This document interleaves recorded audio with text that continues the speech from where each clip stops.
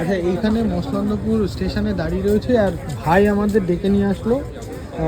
অনেক অনেক কাদের জন্য মানে তুই আমাদের এখানে ডাকলি খাবার দেওয়ার জন্য? আমি আজকে সকালে ক্লাস করাতে যাচ্ছিলাম। আচ্ছা, আমি গান শেখাই, তো গানের ক্লাস করাতে যাচ্ছিলাম, তখন একটা পোস্ট সামনে আসে মসলন্দপুরের একটি পেজ থেকে, যে একজন বয়স্ক মহিলা একটা বয়স্ক লোক দুজন এখানে কয়েকদিন ধরে আছে আর এখানে রান্নাবান্না করে খাচ্ছে। কোনো কারণবশত, আমি পুরো ডিটেলটা জানতাম না, যে কোনো কারণবশত হয়তো তাদের বাড়ি থেকে বের করে দিয়েছে বা বেরিয়ে চলে এসেছে। তো তখন আমি দাদাকে ফোন করি যে দাদা এরকম ব্যাপার, ওনাদের যদি আজকে খাবার দাবারের কিছু ব্যবস্থা করা যায় বা আমাদের জন্য যদি কিছু করা যায়। তারপর তো ফোন করলে ভাইরা দাদারা সবাই এসছে। আচ্ছা। এবং আপনাদের এটা বলার, যদি আপনারা এরকম কাউকে দেখেন রাস্তায় বা কাউকে সাহায্য করতে পারেন, অবশ্যই আপনারা এগিয়ে আসুন। এবং আমার এই ভিডিওটা করার উদ্দেশ্য, এই ভিডিওটা দেখে যারা অন্যান্য মানুষগুলো এগিয়ে আসে এই সাহায্যের কাছে। একদম। আমি জিজ্ঞেস করেছিলাম, হ্যাঁ, নিচে একটা চার দোকান আছে, সেখানে আমরা বসি, সেখানে ওনারাও বসতো, আচ্ছা স্বামী স্ত্রী দুজন বসতো। আচ্ছা দীর্ঘদিন চার দোকানে বসে আছে একটা মহিলা। আমি জিজ্ঞেস করতাম, দিদি তোমার বাড়ি কোথায়, দাদা তোমার বাড়ি কোথায়, তোমরা এখানে কেন বসছো? তা বললো যে আমাদের বেরগুমে বাড়ি ছিল, বাড়ি বন্ধক দিয়ে মেয়ে জামাইকে ব্যবসা করার জন্য টাকা দিয়েছি, তারা টাকা শোধ করেনি, ব্যাংক আমাদের বাড়ি নিয়ে নিয়েছে।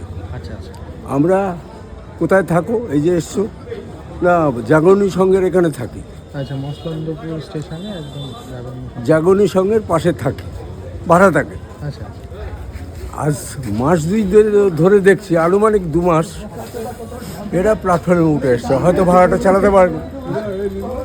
হ্যাঁ পেছনে, আপনার পেছনে যারা, হ্যাঁ, এরা স্বামী স্ত্রী আছে, একটা ইয়াং ছেলে আছে, এবং ভদ্রলোক ড্রাঙ্কার, ছেলেটা আরও বেশি ড্রাঙ্কার। আচ্ছা আচ্ছা ইয়াং ছেলে, কিন্তু 25 থেকে 28-এর মধ্যে বয়স। হ্যাঁ, এদের খাবারের খুব অভাব, বাসস্থানের অভাব, সবই ঠিক আছে, কিন্তু আমার মনে হয় সবচেয়ে বড় সোশ্যাল ওয়ার্ক হবে ছেলেটাকে সুস্থ সমাজে ফিরিয়ে আনা, এবং ওই ভদ্রলোককে।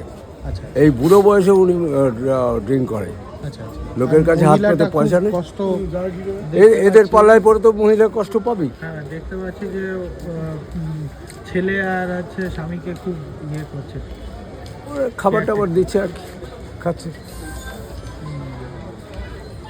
এইভাবেই চলছে ওনার। এইভাবেই চলছে, কিন্তু খাবার আপনারা দিন, শীত বস্ত্র দিন, সব কিছুই দিন, আমার কোনো আপত্তি নেই। কিন্তু কথা হচ্ছে কি, একটা লোকের 10 দিন খাবার দেওয়া, সে তো যা রোজগার করতো ভিক্ষে করে হোক আর লোকের দোকানে কাজ করে, সেই পয়সা দিয়ে এখন বাকিটা দিয়ে আরও বেশি মদ খাবে। একদম একদম হ্যাঁ, একদম তাকে প্রেশার ক্রিয়েট করতে হবে। সুস্থ জীবনে যদি থাকো, তাহলে আমরা তোমার পিছনে আছি। একদম এবং তোমার ছেলে, ইয়াং ছেলে, কেন এটা করবে? তোমার শুনুন, ওই ভদ্রলোক কাজ করার মতো যথেষ্ট বয়স আছে। একদম কোনো একটা দোকানে যদি কাজ করে, ওনার নিজের পেটে ভাতে তো চলে, তো হাতে কিছু টাকাও পাবে, 2-5 হাজার টাকা হাতে পাবে। হ্যাঁ, একটা দোকানে ঢুকে গেল। এইবার ভদ্রমহিলা, আমি কিছু করতে বলছি না, ইয়াং ছেলেটি সে কোথাও কাজ করতে পারে। একদম বাবার রোজগার যদি বাবার চলে যায়, মাকে নিয়ে ছেলেটা রোজগার করে দিব্যি চলতে পারে, একটা ঘর ভাড়া করে। একদম। হ্যাঁ, কিন্তু দুজনেই দেখছি ড্রিঙ্ক করে একদম শুয়ে আছে, আর মহিলাটা নিজের স্বামী এবং সন্তানকে পরিচর্যা করছে। পরিচর্যা করছে। হ্যাঁ, তাই তো। এতটাই খারাপ অবস্থা থাকে। হ্যাঁ, নিশ্চয়ই খারাপ অবস্থা। একদম মানুষের শেষ অবস্থায় থাকলে পৌঁছলে যা হয়, সরকারি জায়গা, রেলের জায়গায় এসে একদম একদম। আশ্রয় নেয়। হ্যাঁ, আচ্ছা, এমনি খাবার টাবার মানে দিচ্ছে তো মানুষ?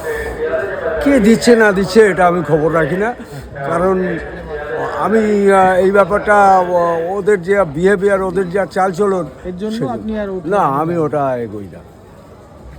দেখতে পাচ্ছ মসলন্দপুর স্টেশনে আমরা দাঁড়িয়ে। আমি যদি ভদ্রমহিলাকে এখন 100 টাকা দিই, কথার কথা, সেই 100 টাকা তো ওদের ভাগে চলে যাবে। একদম। হ্যাঁ, ওই ছেলেটাকে বেশি করে গাইড করতে হবে, ছেলেটা যাতে সুস্থ জীবনে ফিরে আসে। এই ইয়াং ছেলে, বাচ্চা ছেলে, তার অনেক বড় লাইফ রয়ে গেছে, কেন এটা করবে?